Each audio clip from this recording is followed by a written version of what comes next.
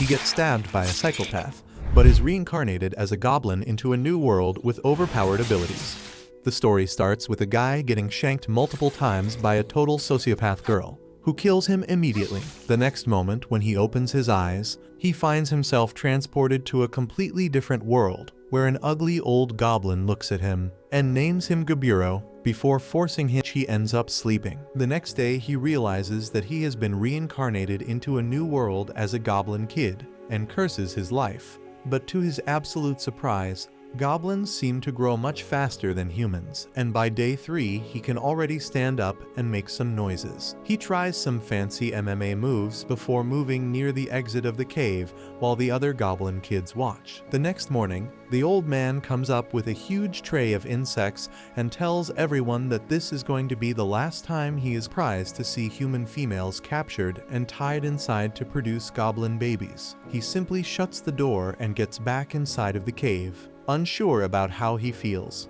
When the old goblin walks up to him, asking why he is so motivated. He then claims that if Gaburo keeps working this rigorously, he might be able to climb the levels very fast. Gaburo is very surprised by this and asks what is he talking about, so the old goblin tells him to tap his forehead the snakes and stab them in the head. While being covered, continues to act like a ranged support while Gaburo acts like a swift attacker. While Gabichi cuts their way off and acts like a tank, they all sit down and start eating, while Mai cries about how up till now she has been eating only fruits which are sad. Before Gaburo could answer, he gets the white screen again, telling him that now he has venom resistance among other new abilities. Gabichi was about to eat the snake head that as the next couple of days go by as planned, but one day they get attacked in a bat cave, when Gaburo before killing all of them with his party's help. The next night, while he was sleeping, some of the other goblins got jealous and tried to kill him in his sleep. But Gaburo senses them coming and beats the crap out of them, while one of them dies because of the poison on his weapon, while Mai tries to choke another one out. The next morning, they go ahead and shoot an orc in his eyes, while Gabichi goes on to attack, only to be pushed away. But Mai comes for his defense and shoots a rock, breaking the orc's fingers, followed by Gabichi breaking the monster's leg, and finishes the orc before they all eat it. While eating, he tells them the king of the cave as he waits for the next day and the next adventure. Just when they thought everything was going well, tragedy struck as one morning Gaburo finds most of the goblin women dead on the ground from a poisonous drink. He wakes up the elder goblin, and together they mourn the loss of their fellow mates. After this, some more days pass by and Gaburo starts training all the remaining goblins of his generation so that they can be strong and learn what to eat and what not to eat, and all this while, Gaburo himself got stronger by consuming several different beasts. While he was training, suddenly he notices a group of goblins walking menacingly towards them. So without a hint of fear, he takes out both of the swords from his waist and gets ready for a battle, but the old guy stops him just in time, informing him that the goblins coming are the expedition party sent by him, and they are basically the parents of Gaburo's generation. They all bring back a lot of loot that will be distributed among the members of the tribes, including a bunch of human females who they have bound and gagged to bring alongside them. The old creep is very happy to see new additions, as this means more goblins. Gaburo finds this tradition obscene and disgusting, which results in him walking up to the leader of the hobgoblins, who is also the biggest and the strongest of the bunch. He looks straight at him and asks him to let him have all the new human females. The leader is less than pleased and immediately grabs Gaburo's collar, telling him to shut his mouth, otherwise he will get killed. Gaburo doesn't reply, while the old creep looks uneasy as he knows how strong Gaburo is. Tension begins rising in the tribe as the new generation goblins side with Gaburo and pick up weapons, but they are against veteran goblins who are much older and stronger than them.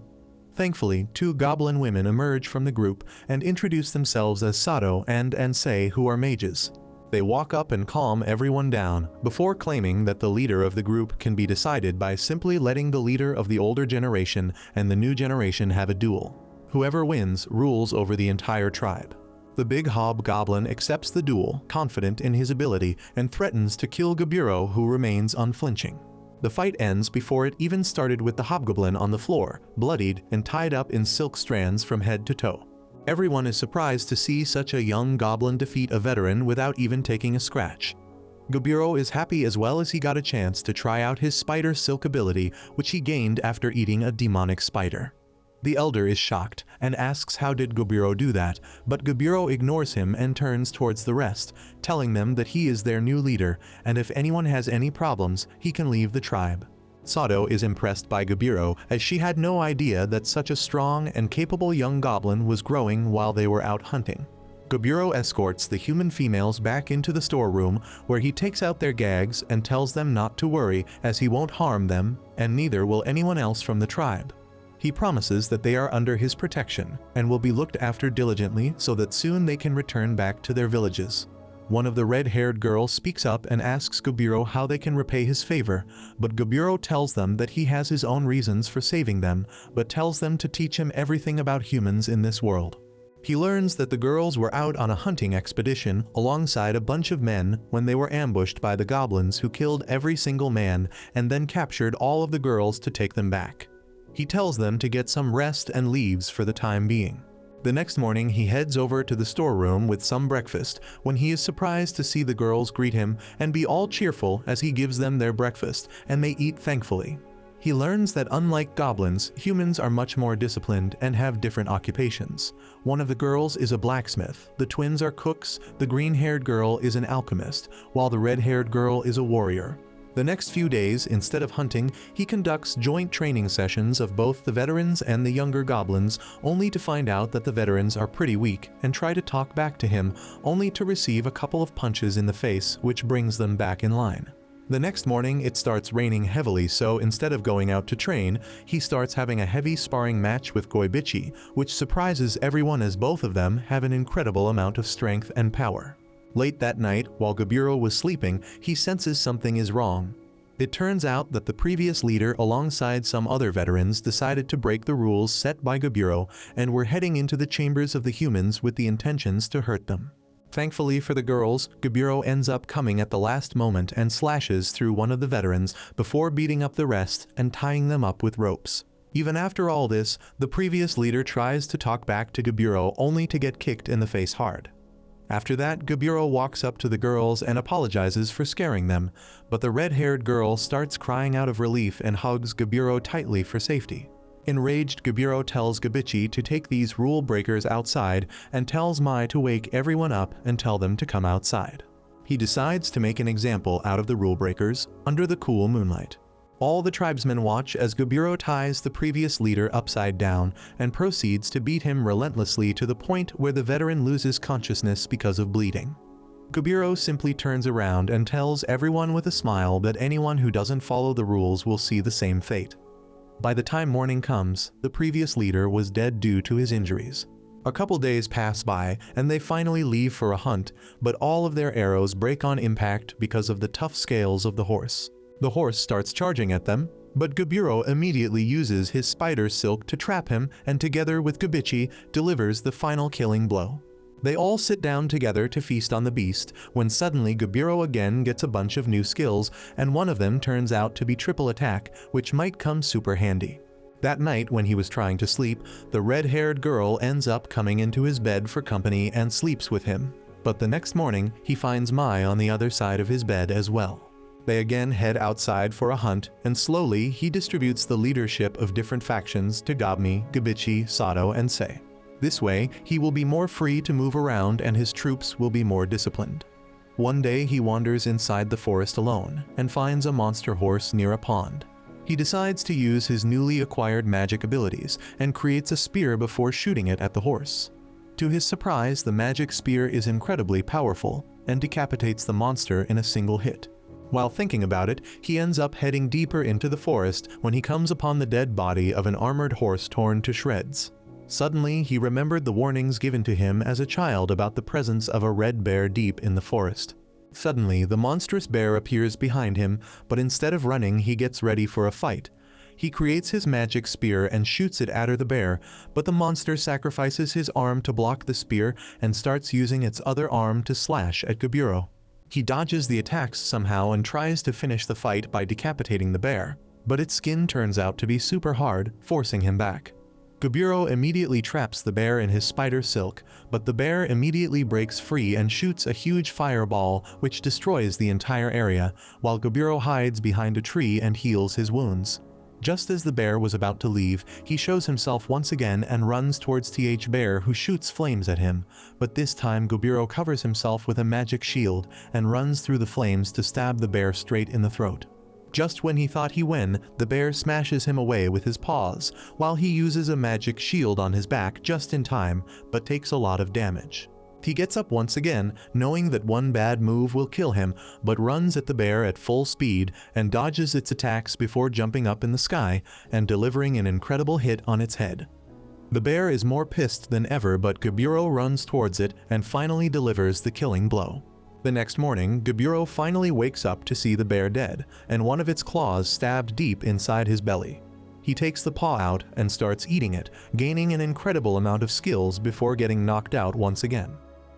The next morning, he wakes up utterly tired and very hungry. He grabs the head of the dead monster and starts chowing down on it, gaining a bunch of new abilities, and also decided to skin the beast for its valuable pelt. When he reaches for the knife, he notices that the knife looks much smaller than before, and that's when he realizes that he has evolved once again into a giant super strong ogre this time. He goes back to his village where everyone thinks that they are under attack by some monster, and starts scrambling to get their weapons ready for a fight. Thankfully, Goblin is able to recognize that the ogre is none other than Gaburo. She kicks him on the legs as hard as possible, only hurting herself in the process. She starts scolding him for being so inconsiderate and leaving without any information. She then asks about his left arm, which has been chopped off. He explains that he killed the red bear of the northern woods, and everyone is shocked beyond belief, while the village elder thinks about how he was just born a month ago, but he already defeated one of the strongest monsters around and has also become an ogre. He then moves towards the storeroom to check up on the human females who at first are scared to see this monster, but soon realize that it is Gaburo and start acting normal.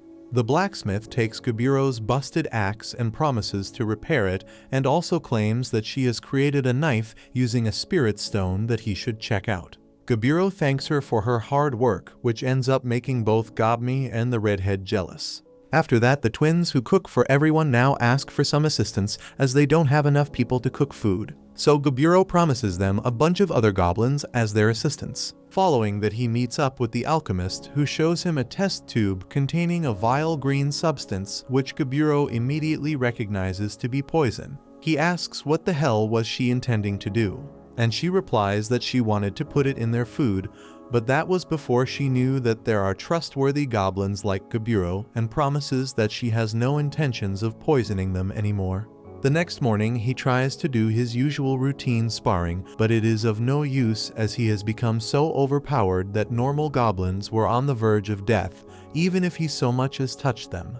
Gaburo apologizes to them and heals few goblins up, while Gabichi seems a bit troubled as he simply stands up and leaves the cave. The following days went pretty peacefully as the inhabitants of the cave hunted, mined, and even trained together, while Gaburo took it easy and learned some basic skills like stitching while sitting beside Sei, who was reading a book. He asks whether she thinks Gabichi will be fine, and she replies that it totally depends on how Gabichi handles the fact that Gaburo has surpassed him in terms of strength by a long shot, and there is no way they could even have a fair sparring session anymore.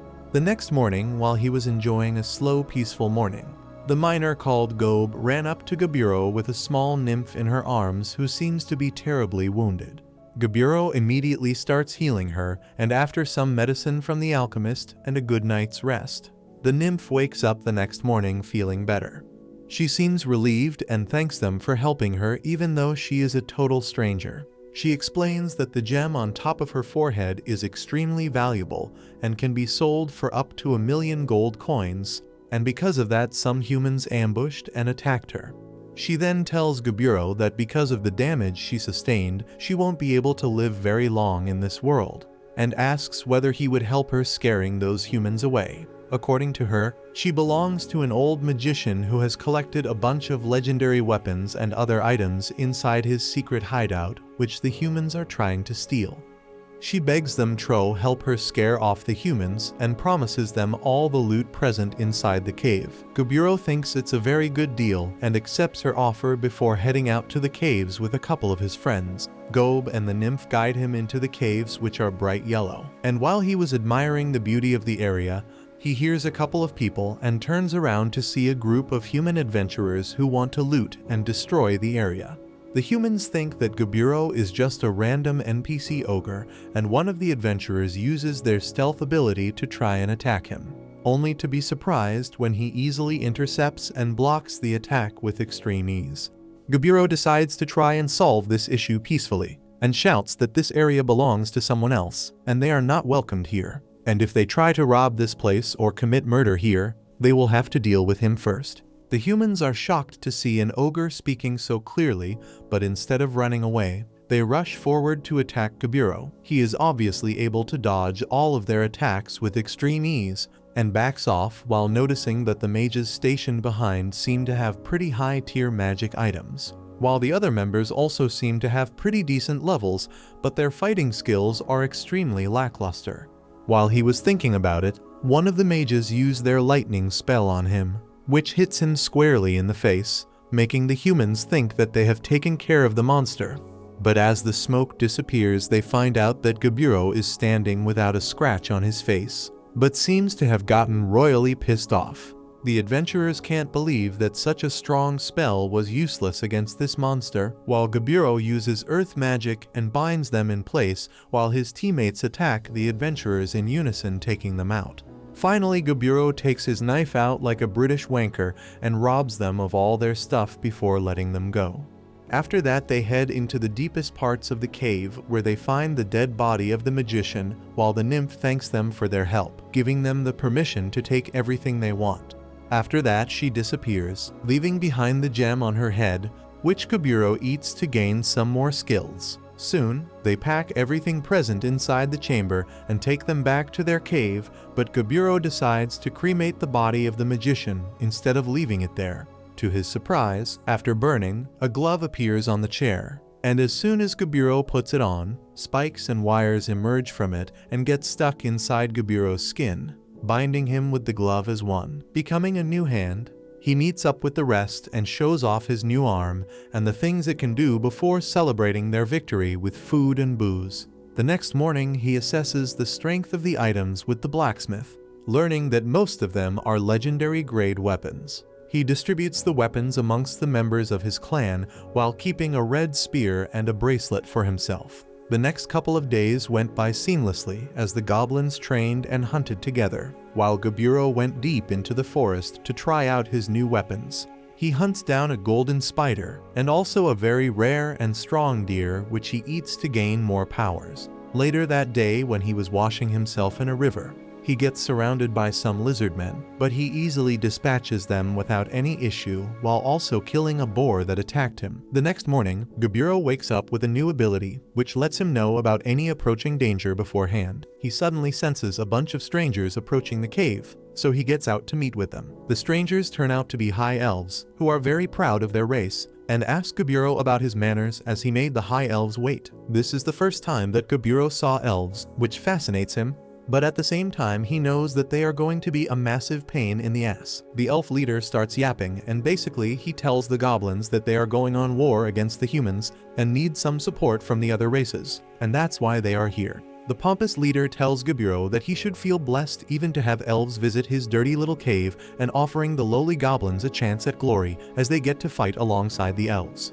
The leader also claims that he will pay them appropriately, and the old village elder realizes that the food that they are offering would be enough to feed all of them for a month. The leader looks at him and tries to finalize the deal, but Gaburo stops him and refuses his offer, claiming that he doesn't give a rat's ass about their war against the humans and calls him a narcissistic fool as he doesn't even know how to ask for help. This enrages the elf, who grabs his sword, but Gaburo releases a growl so terrifying that it freezes them in place. While Gaburo picks him up by his neck and tells him to ask the archers that he has positioned to lower their weapons. Suddenly, an arrow transmitter if any of them are in trouble. The next morning, one of his blood droplets completely with weapons, and Gaburo realizes that his prediction was right, but decides to deal with them today and finish this matter. The elf leader walks up to the cave with his withdrawn sword, and starts telling the goblins to come out. But Gaburo takes a deep breath and roars out, scaring every single elf in the area. This paralyzes them with fear as Gaburo walks out of the cave alone. He immediately uses his Spider-Man abilities to completely cover every person in spider silk, which traps them proud as ever and claims that he will not be disrespected and has come here to get revenge. The two girls behind him tell Gaburo that they tried to stop him, but he wouldn't listen. Gaburo devises a plan and tells the elves that they should consider their leader already dead. Apart from that, they have a chance the goblins in a sparring session. The elves who lose the sparring match die. Confidence in the other goblins who start training twice as hard. But everything is not well as one day when Gaburo was walking back with Gabichi after a hunt. They spot the veteran hobgoblins trying to move away. The hobgoblins claim that they can't live in the village anymore because every single person has already surpassed them and they are of no use to the clan anymore. They tells Gaburo that he can kill them if he wants. But Gaburo tells them that he doesn't mind and it's their own decision. Moreover, he also gives them a parting gift in the form of a mithril knife which never loses its sharpness and heads back to the cave. The next day, White traveling through the forest. Gaburo ends too late as the human is already dead. He decides not to let it go to waste and eats the human only to get a new ability called the Beast Tamer. The next morning, he creates a bunch of earring with his blood encased in a gem and hands it out to the girls. He tests it out and they work successfully, meaning that he can talk to them and give them orders from wherever he wants. Later that day, Gob ends up knocking a unicorn out, which is Gaburo suddenly realizes that the redhead has been eating a lot of monster flesh lately, and he thinks this is what the reason of her sudden growth is. The next morning, he is jolted. The kobolds rush past the goblins in fear, while Gaburo realizes that the thing chasing them is a huge skeleton army. The ones who saved their lives and pledge themselves to the goblins. They beg with Gaburo to let them join their clan as slaves or prisoners, and after thinking for a while, Gaburo accepts, while he now gets worried about the imminent human attack that's going to happen soon. The next day, Gaburo and Gabichi go hunting on their own after a very long time, where they notice a group of human soldiers doing the Naruto run through the forest. Gaburo changes the plan from hunting, and he and Gabichi chase the humans. They position themselves near the humans' hiding place, and Gaburo uses a thread to listen to their conversation. The humans were planning to kidnap the daughter of the elf clan leader, who will be returning home from some elf festival. 2 hours after the sunset, they spot a caravan of elves returning home, and the beautiful daughter of the leader is being carried in a palanquin. Once they reach their cave, Gaburo interrogates the humans and learns that they will launch the attack in 20 days. After he is done interrogating them, Gaburo obtains their abilities. This is her wings and remarks that she truly is different from other elves. But the girl wants to know where she is and what happened to her guards. Gaburo tells her to calm down, but she has already started to fantasize about him assaulting her. She calms down soon after that, and Gaburo reveals what happened to her caravan. She calls him a cruel person for not saving her guards when he could, and elven liquor and medicines, which immediately wins Gaburo's heart. He tells the elf leader that if he is ever in trouble, he should contact elven liquor, and he finds that it alone is worth enough to keep a good relationship with the elves. The next morning, Gaburo wakes up Mai and finds that she has also evolved into a higher species. Along with her, there are 8 new hobgoblins in the cave today. However, nothing beats Mai, who has got some tempting curves on her body. Along with the blessing of the god of ice, she can not only control vast amounts of water and ice, but also has special bewitching eyes that can make enemies fight against each other. However, there is something about her appearance that makes Gaburo be wary of her. On the other hand, Gob has also evolved into a higher species called Half-Earth, but they are proud that they are growing stronger. He can summon different types of zombies and skeleton monsters, but despite his attempts, he cannot eat them. He also finds that all the undead monsters are weak to sunlight and burn away within seconds if exposed to it. Meanwhile, the training of elves and kobolds continues as usual. But since kobolds are the weakest species among their army, Gaburo is worried about their survival. So he visits their cave and takes help from Gob to seal the parts from where skeleton monsters can infiltrate them. Next, Gaburo sends the kobolds on a group hunting exercise and makes them capture some black wolves alive, so they return to the cave. Gaburo finds that the axe that got damaged in his fight against the red bear has been repaired with mithril and spirit stones. He is impressed by the work the human smith did on it, and she sits on his lap to take her reward. The next day, Gabichi approaches Gaburo, looking quite nervous and embarrassed. They go out to talk in private, where Gabichi reveals that he has always had a thing for Gob, can't contain his feelings for her. However, he has no idea how to confess to a girl, so he turned to Gaburo for advice. Gaburo gives him some advice and asks him to confess his feelings to Gob that very night. Gabichi is nervous about it being too early, but Gaburo tells him that the earlier he gets rejected, the sooner he will be able to forget the girl. At night, Gabichi calls Gob to meet him in private. Gaburo accepts their condition and hands them a bracelet that he can use to communicate with their chief. After that, he summons everyone and declares that from today, they are a mercenary group named Parabellum, and tells everyone to get ready for war. If you liked this video, make sure to subscribe for part 5, and make sure to check out this brand new anime about a lonely guy who marries his childhood crush and learns how to become the strongest spy.